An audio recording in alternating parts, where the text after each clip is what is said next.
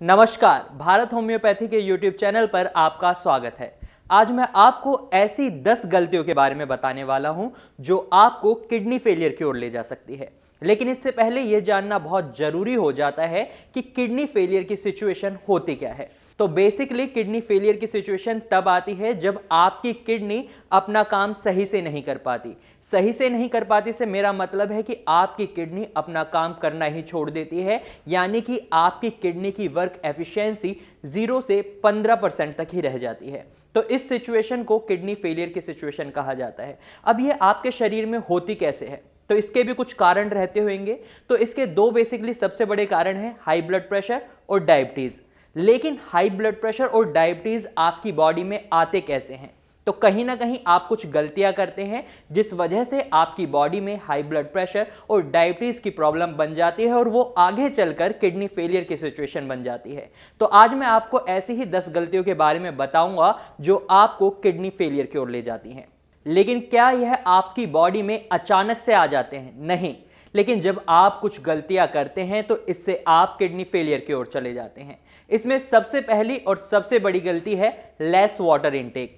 जब आप कम पानी पीते हैं तो इससे आपकी किडनी को काफी परेशानियों का सामना करना पड़ता है। अक्सर देखा जाता है कई लोग ऑफिस में या फिर किसी काम में इतने बिजी हो जाते हैं कि उन्हें पानी पीने तक का समय नहीं मिलता, या कई बार वे लोग पानी पीना भी भूल जाते हैं। लेकिन वहीं उनके किडनी का काम तो बंद नहीं होता। इतना तो आपको पता है कि आपकी किडनी का काम क्या होता है। आपको पता है आपकी किडनी का काम होता है वेस्ट मटेरियल को बाहर निकालने का। लेकिन जब आप कम पानी पीते हैं तो इससे क्या होता है, इससे आपकी किडनी यूरिन फॉर्म नहीं कर पाती और आपके शरीर में वेस्ट मटेरियल्स इकट्ठा होने लगते हैं। इसका साफ साफ मतलब है जो आपकी किडनी 5 से 6 लीटर पानी में वेस्ट मटेरियल को बाहर निकालती है, तो उसे आपकी कम पानी पीने की गंदी आदत की वजह से उसे कम पानी के साथ बाहर निकालना पड़ता है। इससे आपकी किडनी पर दबाव पड़ता है, क्योंकि यह तो स्वाभाविक है जो काम 5 से 6 लीटर पानी करता है वही काम आपकी किडनी को कम पानी के साथ करना पड़ता है। तो इससे आपकी किडनी पर दबाव पड़ता है और इससे आपका ब्लड प्रेशर हाई बन जाता है और आपको शरीर में परेशानियां होना शुरू हो जाती हैं। इसके लिए आपको क्या करना है, आपको अपनी बॉडी के सेंसर्स को पहचानना होगा। जी हां, जैसे आपके होठ ड्राई होते हैं या फिर आपकी जीभ या फिर आपका गला सूखा सूखा लगता है तो आप पानी पिएं, ना कि अपनी प्यास को अवॉइड करें, क्योंकि ये आगे चलकर आपकी किडनी प्रॉब्लम बन सकती है। जैसे कम पानी पीने से किडनी पर बुरा असर पड़ता है, वैसे ही आपकी दूसरी सबसे बड़ी गलती होती है ज्यादा पानी पीना।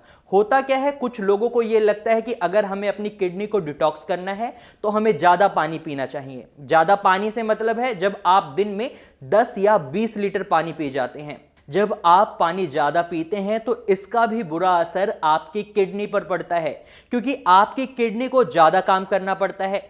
जो किडनी बनी है दिन में 4 से 5 लीटर पानी फिल्टर करने के लिए, उस पर जब 20 लीटर फिल्टर करने का लोड डाला जाएगा तो ये नॉर्मल है कि किडनी के फंक्शंस धीरे धीरे खराब होना शुरू कर देंगे। फॉर एग्जाम्पल हम ये कह सकते हैं, अगर आपसे ही बिना रेस्ट के रोज रोज एक ही काम करवाया जाए तो आप भी बीमार पड़ जाएंगे।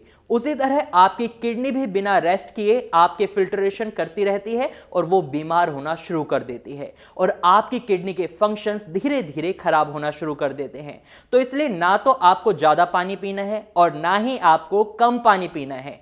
तो हमें क्या करना है, हमें अपने सेंसर्स को समझना है। प्यास लगने पर हमें पानी पीना है, ज्यादा पानी नहीं पीना। अब चलते हैं अपनी तीसरी बड़ी गलती की तरफ, जो है होल्डिंग यूरिन। लोगों को यूरिन आ रहा होता है, लेकिन कभी ऑफिस में होते हैं, कभी पब्लिक मीटिंग में होते हैं, कभी पब्लिक स्पेसेस पर होते हैं जहां पर उन्हें टॉयलेट्स अवेलेबल नहीं होते। तो होता क्या है, जब हम अपने यूरिन को होल्ड करते हैं तो वेस्ट मटेरियल बॉडी में बना रहता है और यूरिन जिसे आपने बाहर निकालना था, जो बाहर नहीं निकला, वो ब्लैडर के फुल होने के बाद वापस किडनी की तरफ चला जाता है। तो इससे क्या होता है, आपकी किडनी यूरिन से कवर हो जाती है। इतना तो आपको समझ आ ही गया होगा, जब आपकी किडनी यूरिन में डूब जाती है तो इससे आपकी किडनी पर नेगेटिव इंपैक्ट पड़ता है। अगर आपको यूरिन रोकने की आदत है तो इस आदत को तुरंत बदलें, वरना आपकी किडनी पर इसका बहुत बुरा असर होगा और आप किडनी फेलियर के पेशेंट बन सकते हैं। अब चलते हैं आपकी चौथी बड़ी गलती पर, जो है too much intake of sodium. इतना तो हम सबको पता है कि सोडियम हमारी बॉडी में सबसे ज्यादा नमक के फॉर्म में जाता है। कई लोगों को नमकीन खाने का शौक होता है, जैसे कि किसी को अचार खाना पसंद है, तो बहुत ऐसे लोग हैं जिन्हें चटनी खाना पसंद है, तो वहीं बहुत लोग ऐसे भी हैं जिन्हें नमकीन खाने की बहुत ज्यादा आदत है। तो जब आप एक्सेस अमाउंट में इन चीजों को खाने लगते हैं तो इससे क्या होता है, आपकी बॉडी में नमक का वॉल्यूम इंक्रीज हो जाता है, मतलब आपकी बॉडी में सोडियम का लेवल बढ़ जाता है। और जब सोडियम का लेवल आपकी बॉडी में बढ़ता है तो इससे आपका ब्लड प्रेशर बढ़ जाता है, और जब हाई ब्लड प्रेशर के थ्रू आपका ब्लड आपकी किडनी तक जाता है तो ये आपकी किडनी को डैमेज करना शुरू कर देता है। अब ये डैमेज कैसे करता है ये मैं आपको समझाता हूं। किडनी के अंदर छोटी सी आर्टरीज होती हैं और कैपिलरीज होती हैं जो ब्लड को किडनी तक ले जाती हैं। जब ब्लड इन आर्टरीज के अंदर जाता है तो इनको चोट पहुंचती है। इसको इस तरीके से समझिए जैसे कि इतनी छोटी आपकी आर्टरीज हैं और जब ब्लड इनके अंदर हाई ब्लड प्रेशर के थ्रू जाता है तो ये टच होता है इसको, तो इससे क्या होता है, ये नाजुक होती हैं और इन पर चोट लगती है तो ये हार्ड होना शुरू कर देती हैं। जैसे जो लोग जिमिंग करते हैं, जब वो रोज रोज डंबल उठाते हैं तो उनके हाथों का ये हिस्सा हार्ड हो जाता है, और ऐसा ही सेम आपकी किडनी के साथ होता है। तो जब ये आर्टरीज और कैपिलरीज हार्ड होना शुरू कर देती हैं तो इनके अंदर का ल्यूमन श्रिंक हो जाता है। जो ल्यूमन का स्पेस होता है, सपोज ये स्पेस होता है, तो वो श्रिंक होकर छोटा हो जाता है, और अंदर जब ये साइज छोटा होता है तो आपकी किडनी तक ब्लड कम पहुंचता है। तो इससे क्या होता है, आपकी किडनी तक ऑक्सीजन कम पहुंचती है, तो इससे आपकी किडनी का साइज भी श्रिंक हो जाता है। तो अगर आपको आपकी रिपोर्ट के अंदर या फिर अल्ट्रासाउंड के अंदर आपकी किडनी का साइज श्रिंक होता दिखाई दे रहा है तो इसका सबसे बड़ा रीजन है आपका ब्लड प्रेशर। और ब्लड प्रेशर बढ़ने का रीजन तो आपको पता ही है कि आपका ज्यादा अमाउंट में नमक खाना। तो आज से नमक का सेवन लिमिट में करें, क्योंकि ये आगे चलकर आपके लिए और आपके परिवार के लिए काफी खतरनाक हो सकता है। अब चलते हैं आपकी पांचवी बड़ी गलती की तरफ, जो है too much intake of NSDs। अब ये NSDs क्या होता है, तो ये होते हैं पेन किलर्स। अक्सर देखा जाता है जब किसी इंसान को चोट लगती है या दर्द होता है तो डॉक्टर्स उस इंसान को पेन किलर्स प्रिस्क्राइब कर देते हैं for a short span of time, मतलब थोड़े समय के लिए। लेकिन अक्सर पेशेंट्स कुछ दिनों बाद खुद ही डॉक्टर बन जाते हैं, उन्हें थोड़ा सा भी पेन होता है तो वो उन पेन किलर्स को खाना शुरू कर देते हैं। और जब आप लंबे समय के लिए इन पेन किलर्स का इंटेक करना शुरू कर देते हैं तो ये पेन किलर्स आपकी किडनी पर बहुत बुरा असर डालते हैं। इवन इसको एक बीमारी का नाम भी दिया गया है, इसको एनाल्जेसिक नेफ्रोपैथी कहते हैं। जब आपकी किडनी पेन किलर्स की वजह से खराब होती है तो उस बीमारी को एनाल्जेसिक नेफ्रोपैथी कहते हैं। तो अगर आप भी पेन किलर्स अपनी मर्जी से खाते हैं तो इसे अवॉइड करें और पता करें आपको दर्द क्यों हो रहा है, फिर आप उस रीजन पर काम करें, क्योंकि पेन किलर सिर्फ आपके दर्द को दबा सकते हैं लेकिन आपकी बीमारी वहीं की वहीं रहेगी। तो इसलिए पेन किलर्स खाने से पहले डॉक्टर से कंसल्ट जरूर करें। साथ ही आप हमसे भी नीचे दिए गए नंबर पर कॉल कर सकते हैं, क्योंकि यहां आपको फ्री ऑफ कॉस्ट कंसल्टेशन मिलता है। अब चलते हैं आपकी सिक्स्थ गलती की तरफ, और जो है too much intake of caffeine. अगर इंसान दिन में बहुत ज़्यादा कॉफ़ी पीता है या फिर एनर्जी ड्रिंक ज़्यादा इंटेक करता है और ये चीज़ वो इंसान डेली बेसिस पे करने लगता है तो उनकी ये गलत आदत उनके ब्लड प्रेशर को हाई कर देती है, और जब उनका ब्लड प्रेशर हाई होता है तो ये उनकी किडनी को डैमेज करना शुरू कर देता है। जैसा मैंने आपको पहले बताया था, तो हमें कैफीन का इंटेक जब करना है जब आपको बहुत ज़्यादा रिक्वायरमेंट लगे।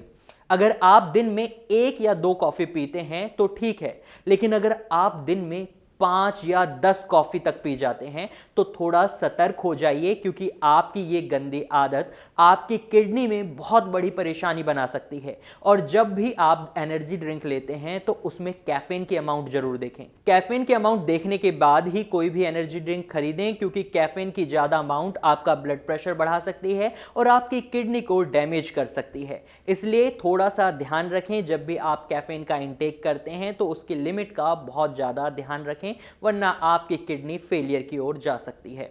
अब बात करते हैं आपकी 7वीं बड़ी गलती की, जो है निकोटीन का इंटेक करना। निकोटीन का इंटेक लोग कई फॉर्म्स में करते हैं। वैसे निकोटीन का इंटेक सबसे ज्यादा तंबाकू के रूप में किया जाता है, चाहे वो गुटखा हो, खैनी हो या फिर सिगरेट हो, ये जितनी भी चीजें होती हैं हमारी आर्टरीज को श्रिंक करती हैं, हार्ट को भी श्रिंक करती हैं। जब ये हार्ट को श्रिंक करती हैं तो आपको क्या होता है, हार्ट अटैक आ जाता है। और जब ये आपकी आर्टरीज को श्रिंक करती हैं तो इससे आपकी किडनी को प्रॉपर ब्लड नहीं मिल पाता, प्रॉपर ऑक्सीजन नहीं मिल पाती और आपकी किडनी श्रिंक करना शुरू कर देती है। भारत होम्योपैथी में कई पेशेंट्स आते हैं जिनमें किडनी फेलियर का सबसे बड़ा कारण निकोटीन का इंटेक होता है। तो अगर आप तंबाकू का इंटेक ज़्यादा करते हैं तो इसे अवॉइड करें, और अगर आपकी किडनी में परेशानी शुरू हो चुकी है तो आज से ही तंबाकू खाना बंद कर दीजिए, वरना ये आपको किडनी फेलियर की स्टेज पर ले जा सकता है। अब चलते हैं आपकी 8वीं बड़ी गलती की तरफ, तो जो है एक्सेस अमाउंट में अल्कोहल का इंटेक करना, ज्यादा शराब पीना। जब आप अल्कोहल पीते हैं तो इसे बाहर निकालने के लिए सबसे ज्यादा काम आपकी किडनी को करना पड़ता है। आपकी किडनी अल्कोहल को यूरिन के थ्रू बाहर निकालती है, इसलिए अक्सर आपने सुना होगा जब लोग ड्रिंक करते हैं तो बोलते हैं कि एक बार जाकर टॉयलेट करा, सारा नशा उतर जाएगा। तो इससे क्या होता है, आपकी किडनी पर वर्कलोड बढ़ जाता है। तो जब अल्कोहल आपकी बॉडी में जाती है तो आपकी बॉडी हाइपर ड्राइव में चली जाती है, यानी कि हाइपर एक्टिव हो जाती है। मतलब आपकी किडनी अल्कोहल को जल्द से जल्द यूरिन के थ्रू बाहर निकालने में लग जाती है। और सबसे ज्यादा नुकसान तब होता है जब आप बहुत ज्यादा हार्ड ड्रिंक्स लेते हैं, जैसे विस्की, रम और वोडका। तो इसे बाहर निकालने में किडनी को बहुत मेहनत करनी पड़ती है, और जब किडनी को मेहनत रोज रोज करनी पड़ती है तो किडनी को रेस्ट नहीं मिल पाता, और जिस वजह से किडनी धीरे धीरे खराब होना शुरू कर देती है। तो इसलिए अल्कोहल के इंटेक को कम करें अगर आपको आपकी किडनी को हेल्दी रखना है तो। अब चलते हैं आपकी 9वीं बड़ी गलती की तरफ, तो वो है too much intake of protein. इतना तो हम सबको पता है कि प्रोटीन हमारी बॉडी के लिए बहुत जरूरी है। हमारी बॉडी ही प्रोटीन की बनी है, चाहे वो आपके नाखून हो या फिर आपके बाल ही क्यों ना हो। आपकी बॉडी का कोई भी पार्ट हो, कोई भी हिस्सा हो, वो सब प्रोटीन से ही बना है। तो वहीं कुछ लोग मसल्स गेन करने के लिए, बॉडी बनाने के लिए बहुत ही ज़्यादा एक्सेस अमाउंट में प्रोटीन का इंटेक करना शुरू कर देते हैं। तो होता क्या है कि उनकी बॉडी शायद बन जाए, लेकिन साथ में उनकी किडनी में परेशानी आना शुरू हो जाता है। तो इसलिए जितने भी जिम गोइंग पर्सन होते हैं उनमें ये प्रॉब्लम ज़्यादा देखने को मिलती है, क्योंकि वो प्रोटीन इंटेक बहुत ज़्यादा कर रहे होते हैं। तो इसलिए आपको एक्सेस अमाउंट में प्रोटीन नहीं खाना है, आपको आपके बॉडी वेट के अकॉर्डिंग ही प्रोटीन खाना चाहिए। जितना भी नॉनवेज मटेरियल होता है, जैसे मटन है, फिश है, चिकन है या फिर सी फूड है, ये सभी हैवी प्रोटीन होते हैं। इन सभी में हैवी प्रोटीन होता है, तो हमें इन्हें लाइट प्रोटीन से कन्वर्ट करना होता है। आप दूध पी सकते हैं, मूंग की दाल खा सकते हैं। अगर आप रोज इनका इंटेक करते हैं, यानी वेज डाइट का इंटेक करते हैं, तो आपकी किडनी फेलियर की सिचुएशन बहुत कम देखी जाती है। लेकिन अगर आप रोज नॉनवेज डाइट लाइक बीफ का इंटेक करते हैं तो ऐसे लोगों में किडनी फेलियर के चांसेस बहुत ज़्यादा बढ़ जाते हैं। तो हमें प्रोटीन का इंटेक सही अमाउंट में ही करना चाहिए। कभी भी प्रोटीन का इंटेक ज़्यादा करेंगे तो उसका एडवर्स इफेक्ट हमारी किडनी पर जरूर देखने को मिलेगा। तो कोशिश करें प्रोटीन का इंटेक आप अपने बॉडी वेट के अकॉर्डिंग ही करें, इससे आपकी किडनी हेल्दी रहेगी और आप किडनी फेलियर की सिचुएशन से दूर रहेंगे। अब चलते हैं आपकी 10वीं बड़ी गलती की तरफ, जो मेरे हिसाब से आपकी बहुत बड़ी गलती है। वो गलती क्या है? ये है कि आप अपने शुगर को मैनेज नहीं करते। ये बहुत बड़ी बैड हैबिट है और ये बहुत पेशेंट्स में देखने को भी मिलती है। आपको पता है आपका शुगर लेवल हाई रहते हैं, आपको ये भी पता है कि खाना खाने के बाद आपकी शुगर 250 या 300 को टच कर जाती है, लेकिन आप उस पर काम नहीं करते। आप मेडिसिन ले रहे हैं लेकिन उसे मॉनिटर नहीं करते। आप देख रहे हैं कि इंसुलिन लेने के बाद भी आपका शुगर लेवल बढ़ा हुआ है और आप उसे मैनेज नहीं करते, तो उसका असर आपकी किडनी पर पड़ता है। आपकी किडनी को एक्स्ट्रा काम करना पड़ता है, आपकी किडनी को आपकी शुगर को यूरिन के थ्रू बाहर निकालना पड़ता है, क्योंकि बॉडी में किडनी सिक्योरिटी गार्ड की तरह काम करती है।